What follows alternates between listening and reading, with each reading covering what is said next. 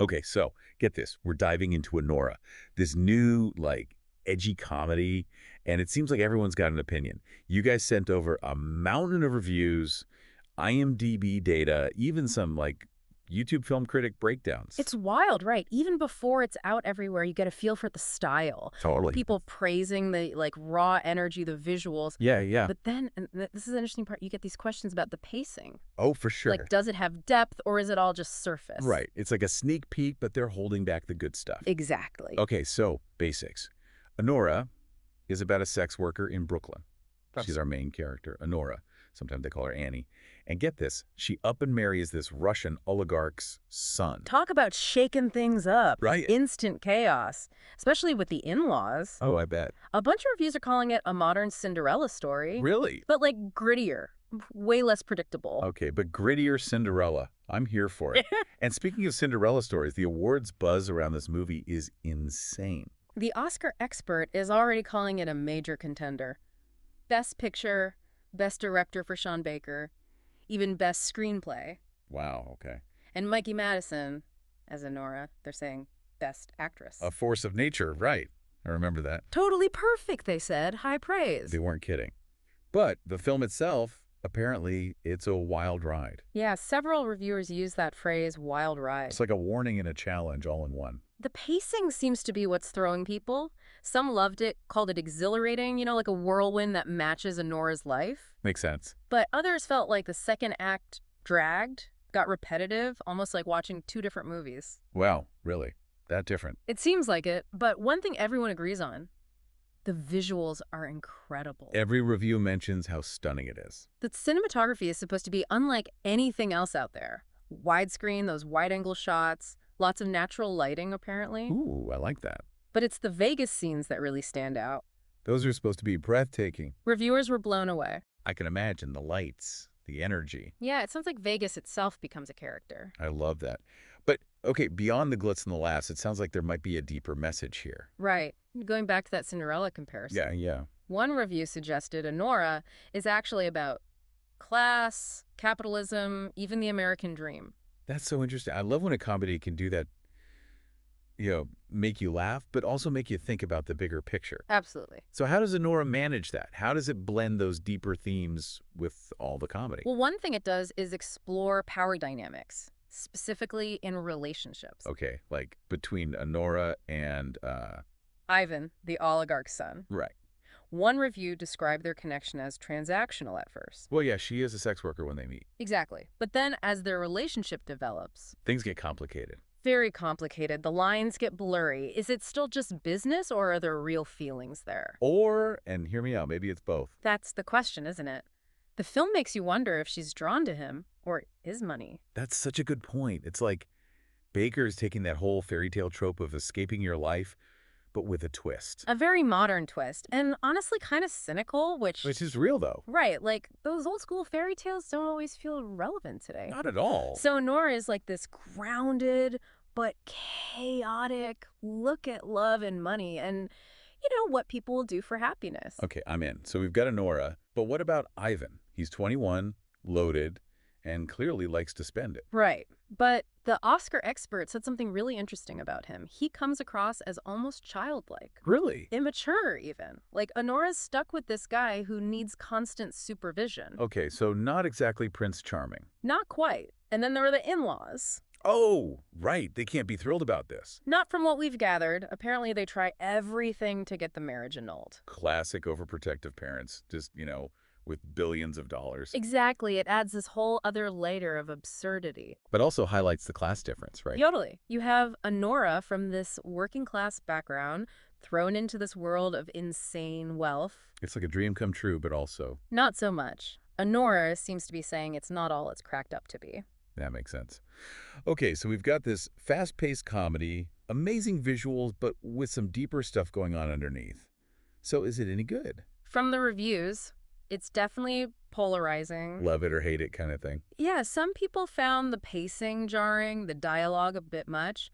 One even called it headache-inducing. Ooh, harsh. Right. But even the more critical ones admitted it had this undeniable energy, that unique sense of humor. So it's still doing something right. The film drunk, they actually loved it, called it almost perfect, praised those magical moments and the infectious energy. Sounds like you just have to see it to get it. Exactly. Anora throws you into this crazy world and you either sink or swim. I like that.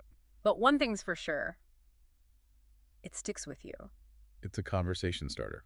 It makes you think. And honestly, that brings us back to that whole modern Cinderella idea, because isn't that what it's asking? What does a fairy tale look like in real life? And is it even a fairy tale at all? It's like, forget the glass slipper. She's got Louboutins now. But it's not a prince. It's this whole world of, like, Russian oligarchs and their drama. One reviewer said it's a collision of worlds, which I think is spot on. Totally. Anora is this, like, symbol of working class, toughness, and then you throw her into this world of crazy wealth. And Sean Baker, he's all about those contrasts. Visually, thematically, everything. Oh, yeah. You've got Brooklyn, which feels so real, and then the oligarch world, which is like over-the-top luxury. It's intentional. Like, Baker's known for that immersive style. Almost documentary-like. Exactly. You're not just watching, you're feeling those different worlds, the distance between Anora and Ivan's family. Right. But here's the thing. Even with the class difference, Ivan doesn't come off as a jerk. No, not at all. I think one review called him, wait for it, the Russian Timothy Chalamet. Which is hilarious, but also kind of accurate. Right. You expect the billionaire's son to be like a total villain. But he's not. He's almost innocent. Yeah. Vulnerable even. Adds a whole other layer to their relationship. Exactly. It's not just about the money anymore. It's about two people from completely different worlds trying to, like, make it work. And it makes you wonder, what does that even look like? Their connection. Right. And then there's the whole language thing. Oh, yeah. It's mostly in English, but there's a lot of Russian, too. Adds to the realism. And the tension. Definitely. It's like a metaphor for their relationship. Totally. Trying to understand each other, even if they're speaking different languages. Sometimes it works, sometimes it blows up in their faces. And Sean Baker, he captures both sides brilliantly. The humor, the awkwardness, all of it. Yeah. It's not just what we see, it's what we hear, too. Makes you wonder how those reviewers who found it overwhelming dealt with all those layers. Well, even the ones who had issues, they still acknowledged the craft. The artistry. Yes. The Oscar expert even compared it to Uncut Gems. Oh, wow. Really? Yeah, which that movie's a whole other kind of sensory overload. Totally. Okay, but let's get to the heart of it. We've talked visuals, pacing, the characters, but what's the story really about? What's the emotional core of Anora? I think it's about choices. Like the choices we make when life throws you a curveball.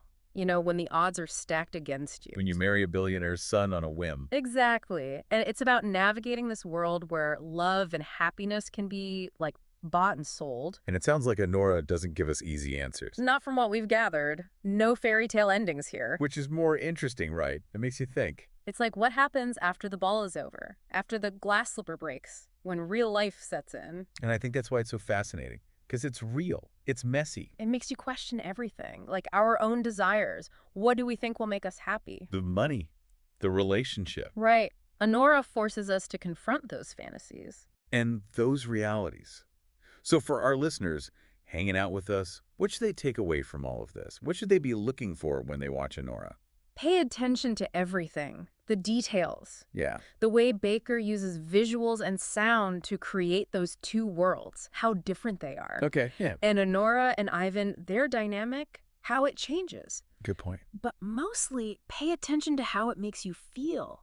Because sometimes the most powerful stories are the ones that we don't have all the answers to. Yeah. It's like, yeah, you see all the glitz and craziness, but what's it actually trying to say? And the thing is, that message, it's kind of up for grabs. Remember how some reviewers thought the ending was vague? Yeah, totally. Like they weren't sure what to make of Anora's final choice? Which is cool, right? Because in those old school fairy tales, it's all tied up in a bow. Oh, yeah. The prince and princess ride off. The villain gets theirs. Happily ever after. The end. Exactly.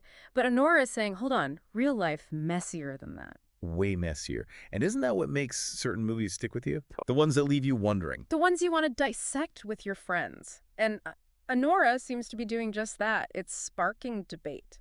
Big time. Which brings us to our final thought for everyone listening. We've got all these opinions flying around. About the pacing, the characters. The ending, everything. And at the end of the day, you got to see it for yourself. Exactly. So for our listeners, Here's your homework. Watch Anora. Watch it with fresh eyes. Take in everything we talked about. How Baker uses those visuals, the sounds, How he flips those character tropes on their head. and how it makes you feel at the very end. Because Anora, it's not just a movie, it's a conversation. A wild one, that's for sure. That'll make you rethink love, money, the whole happily ever after thing. Go experience it. And let us know what you think. We want to hear all about it.